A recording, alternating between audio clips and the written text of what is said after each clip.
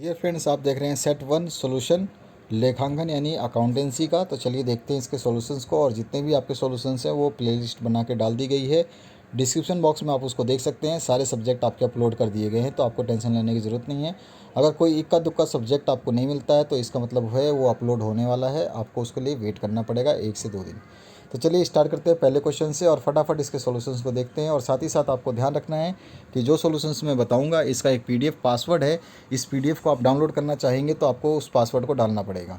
तो ये चीज़ आपको बहुत ध्यान से वीडियो को कंप्लीट देखना होगा, नहीं तो आपको पासवर्ड पता नहीं चलेगा और आप इस पीडीएफ को डाउनलोड भी नहीं कर पाएंगे आंसर के साथ में। पहला क्वेश्चन जो है यहाँ पे, चालू व्यापार की अवधारणा के अनुसार व्यवसाय के चालू रहने के बारे में मान्यता होती है तो कौन सा हो? असीमित अवधि। ठीक है।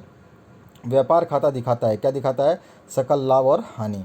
उसके बाद में नेक्स्ट जो क्वेश्चन है, पूर्व मूल्यांकन खाते की लाभ हानि का बंटवारा किस अनुपात में किया जाता है? तो पुराने अनुपात में हमेशा किया जाता है, चाहे कितना भी नया नियम लग गया हो, लेकिन अनुपात आपका पुराना रहेगा। नेक्स्ट जो क्वेश्चन है इसमें, समय एवं व्ययों के क्षय को निम्नलिखित में से कौन जांच सकता है?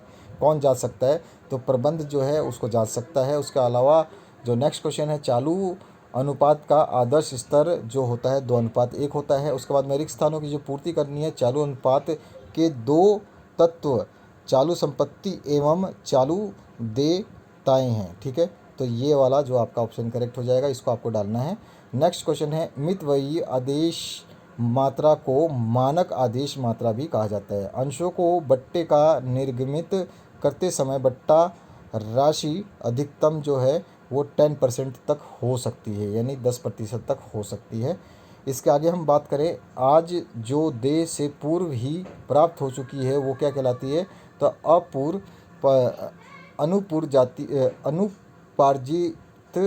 अनुपार्जित आय कहलाती है। और ख्याति एक अमूर्त संपत्ति है। उसके बाद में नेक्स्ट क्वेश्चन है, मिश्रित प्रविष्टि किसे कहते हैं? तो जब एक ही तिथि पर एक ही प्रकार के 2 से अधिक व्यवहार होते हैं तो ऐसे व्यवहारों को लेखा उसी तिथि को अलग अलग ना करके एक साथ लिख दिया जाता है, इसे ही आपका मिश्रित प्रविष्टि या लेखा कहते हैं। ठीक है, ये ध्यान रखना है आपको। नेक्स्ट क्वेश्चन है तीसरा, जिसमें आपका पूछा गया है, राज्य को 5% व्यापारिक छूट पर 1600 रुपये माल का विक्रय किया जाता है, तो जिसके पूर्व भुगतान में 20 करोड़ रुपए छूट देने के बाद जो राशि प्राप्त हुई है तो वो आपको बताना है। तो यहाँ पे रोकड़ खाता जो है वो आपको दिखाना है। उसके बाद में बट्टा निकालना है और नगद जो है माल बेचा गया उसकी छूट बतानी है।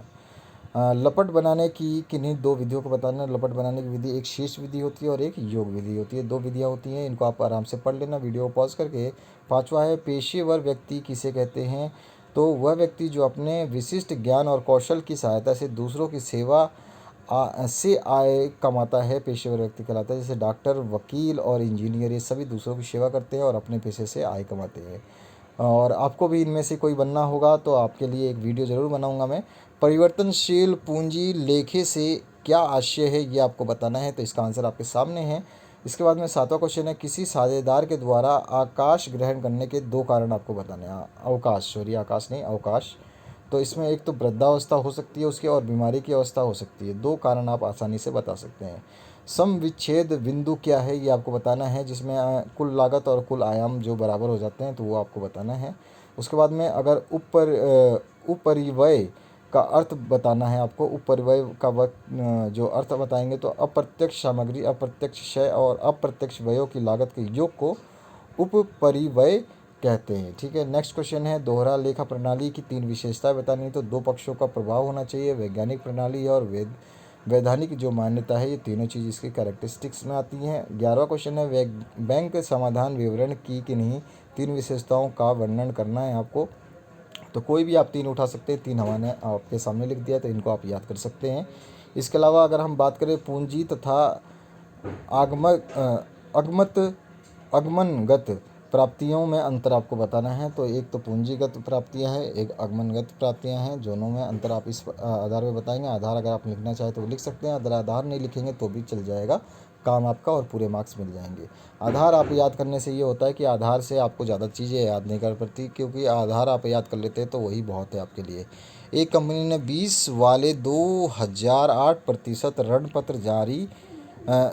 ऋण पत्र जनता को जारी किए और संपूर्ण राशि एक मुश्त प्राप्त हो गई। कंपनी की पुस्तक में आवश्यक पंजी प्रविष्टियाँ आपको देनी है। तो इस तरह से आपको प्रविष्टियाँ जो है देनी है, तिथि डालनी है और जो जो आपको प्रविष्टियाँ हैं वो आपको बताना है। उसके अलावा अगर हम 14 क्वेश्चन के बाद निम्नलिखित सूचना के तरल अनुपात ज्ञात कीजिए, तो सूचना आपके सामने है इस तरह से, और इसका तरल अनुपात ये हो जाएगा आपका। ठीक है, तो इस तरह से आपका निकालते हैं। फॉर्मूला आपको याद होना चाहिए कि चालू संपत्तियों में से स्टॉक प्लस पूर्व दत्त व्यय को जो माइनस करके चालू देयता से डिवाइड कर देते हैं। तो हमारे पास सब कुछ गिवन है, उसको डिवाइड करेंगे तो आपका आ जाएगा जो रेशो के रूप में आ जाएगा आपका 0.95:1 का। यानी कि आप इसको काट दोगे जब ये तो सारे जीरो जीरो से कट जाएंगे, उसके बाद 57 और 60 बचेगा, तो इसको जब काटोगे तो आपका ये आ जाएगा। उसके बाद में अगर हम बात करें नेक्स्ट क्वेश्चन की, तो वित्तीय लेखांकन एवं लागत लेखांकन में अंतर स्पष्ट करना है। तो मैंने बताया जैसे कि आधार आप बनाना चाहें तो ज़रूर बताएं। आधार से क्या होता है, केवल आधार ही आपको याद करने होते हैं, बाकी आप ये चीज़ें अपने ऑटोमेटिक आधार लिखने के बाद में याद कर लेते हैं, या फिर आप लिख सकते हैं। तो आपको ये ज़रूर चीज़ें याद रखनी चाहिए। दोहरा लेखा प्रणाली के मूल सिद्धांतों को समझाना है। तो दोहरा लेखा प्रणाली के मूल सिद्धांत जो है यहाँ पर दे रखे हैं 4, इनको आप पढ़ सकते हैं, इनको याद कर सकते हैं। अथवा की बात करें तो पूर्ण प्रकटीकरण के सिद्धांत को आपको समझाना है। इसका आंसर आप देख रहे हैं, आपके सामने है। इसके बाद में अगर हम बात करें न्यूमेरिकल्स की, बात बहुत ज़्यादा आने वाली है। राहुल के खाते में 12,600 जमा शेष था। जुलाई में 2009 में निम्नलिखित लेन देन हुए हैं। तो आपको बताना है कि इसका जो शेष था वो किस हिसाब से चलेगा। तो इसको आपको पूरा राहुल के खाते को पहले बताना है, विवरण के हिसाब से समझा देना है। अथवा में है इसका निम्नलिखित लेन देन को साधारण रोकड़ में लिखना है। तो रोकड़ लिखना आपको आता होगा, अप्रैल हमने दे दिया, 2009 की राशि के हिसाब से बता रहा है ये। तो साधारण रोकड़ और उसके बारे में आपको बता देना है, पूरा कंप्लीट आपको आ जाएगा। 18 क्वेश्चन है, राहुल क्लब 31 मार्च 2006 को प्राप्त अनुभूत भुगतान निम्न प्रकार था। तो इसकी भुगतान प्रकार यहाँ पे दे रखी है। अतिरिक्त सूचनाएं जो है यहाँ पे नीचे की तरफ दे रखी है। तो आपको आय व्यय खाता यानी आय व्यय खाता निकालना है। इनकम एंड एक्सपेंडिचर अकाउंट जो आपको बताना है। तो यहाँ पे आप इस तरह से बताएंगे। आगे बढ़ते हैं नेक्स्ट क्वेश्चन के। तो जंगलों के संरक्षण के लिए कार्य कर रही गैर सरकारी संगठन ऑल ग्रीन एवरग्रीन के संबंध में 31 दिसंबर 2006 को सूचना दी गई है। तो सूचना इस प्रकार से है, और इसके बाद में इस तिथि को जो है आपको विवरण के थ्रू तैयार करना है। तो विवरण आप दे सकते हैं, तो कुछ इस तरह से आपको विवरण देना पड़ेगा, आप ये आराम से ही देख ले। इसके बाद में 19वां क्वेश्चन है, ए एवं बी फर्म में साझेदार है। 31 दिसंबर 2009 को निम्नलिखित सूचनाएँ कराई गई। तो यहाँ पर आपको सबसे पहले सूचनाएँ जो है ये देखनी है। उसके बाद में इसके प्रत्यक्ष साझेदार के पूंजी खाते व्यय की जो पूंजी खाते तैयार करने हैं, जबकि पूंजी स्थायी हो। तो इस तरह से आपको इसका स्थायी खाता पूंजी बनाना होगा। ए और बी क्रम से 80,000 और 1,00,000 पूंजी के साथ साझेदार हैं। वो उनको शर्तें जो है निम्न प्रकार से हैं, यहाँ पे देख सकते हैं, आपको शर्तें काफ़ी दे रखी हैं। तो दिसंबर 31, 2009 को समाप्त होने वाले वर्ष में 56,000 जो है लाभ हुआ। तो लाभ हानि का विनियोजन जो है आपको तैयार करना है। तो विनियोजन इस तरह से तैयार करोगे, आप इसको देख सकते हो। इस तरह से पूरा का पूरा जो है आपका तैयार होगा। इसको समझाने का समय नहीं है मेरे पास, मैं आपको समझा नहीं पा रहा हूँ। और दूसरा जो क्वेश्चन है इसके नीचे का, तो इसकी बात करें तो एक्स और वाई जो साझेदार है लाभ हानि 2:1 में है।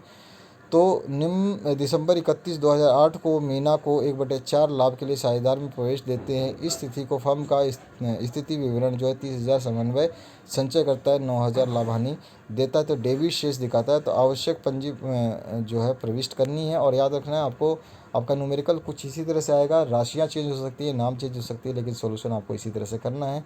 तो ये आपको ध्यान रखना है। इसके आगे की बात करें तो प्रश्न जो है आपका इसमें पूछा गया, एक फर्म की कार्यशील पूंजी में 40,000 है। इस प्रकार व्यवसाय में 10% सामान्य लाभ होने का अनुमान है। फर्म के 5 वर्षों का औसत लाभ जो 8,000 है। संलेखन के अनुसार ख्याति का मूल्य पिछले 5 वर्षों के अधिकतम लाभ का तिगुना है। यहाँ पे थोड़ा सा मिस्टेक है, पिछले कर देना है आपको। ख्याति की राशि को ज्ञात करना है। तो इसका सामान्य सूत्र जो है आपको लिखना है, सामान्य सूत्र के हिसाब से इसको सॉल्व कर देना है। तो इसका आंसर आ जाएगा 12,000 रुपये।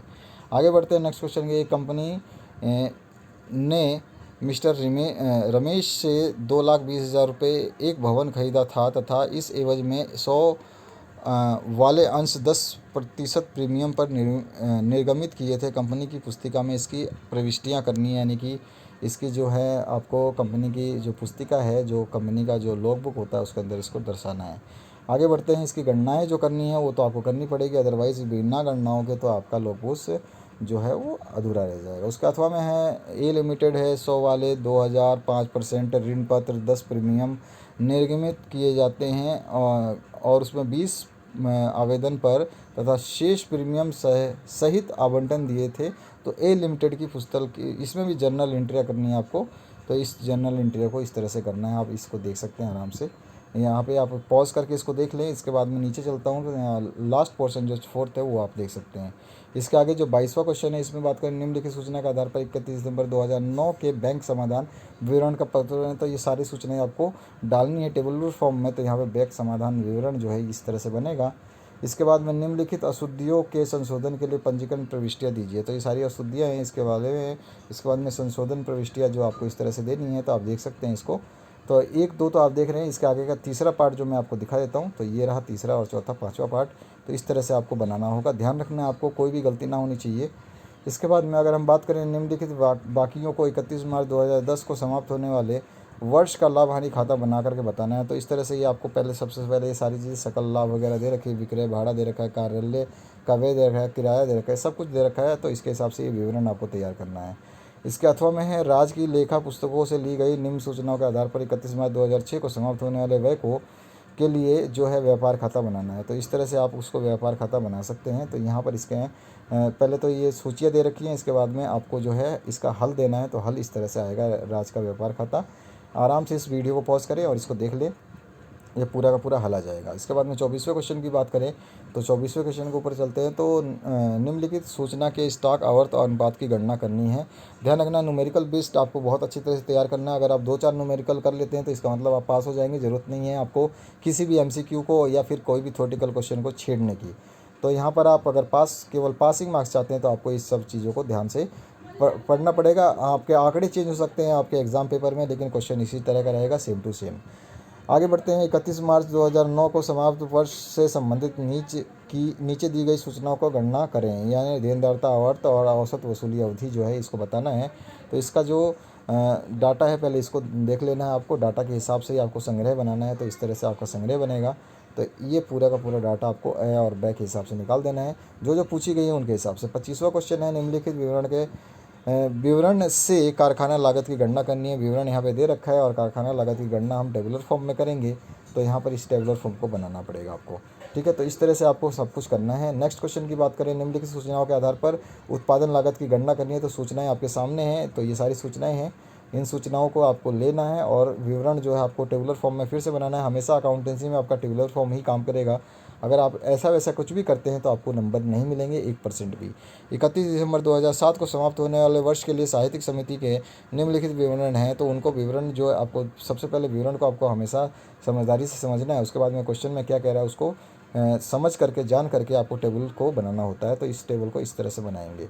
इसके आगे बढ़ते हैं अथवा पार्ट में। तो अथवा में निम्नलिखित सूचनाओं के आधार पर 2010-11 के लिए सचिन क्रिकेट क्लब का प्राप्ति भुगतान को तैयार करना है। तो सूचनाएं आपको इस प्रकार दी गई हैं और सचिन क्रिकेट क्लब की प्राप्तियां और भुगतान का खाता है इस तरह से बनाना है। 27वें क्वेश्चन की बात करें तो इसमें आपके साझेदार अवैसे हैं और 2 और 1 अनुपात में उसको लाभ विभाजित करते हैं। सह को गारंटी दी गई कि किसी भी दशा में उसका हिस्सा 10,000 से कम नहीं होगा।